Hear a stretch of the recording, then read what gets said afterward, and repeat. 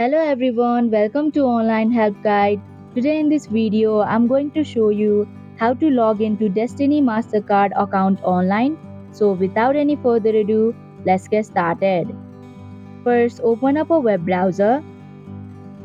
Now in the search bar, type in www.destinycard.com.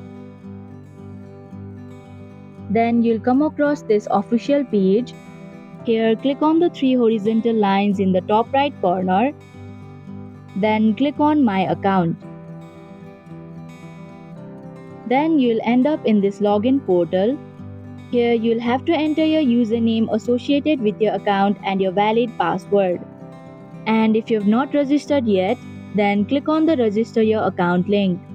Also, if you've forgotten your username or password, then click on forgot your username or password link. After you've entered your details, click on the login button to proceed. And that is how you can log into Destiny MasterCard account online. Thank you for watching Online Help Guide. Hope this video was helpful. If it was, then hit the like button and comment down if you have any questions or feedback.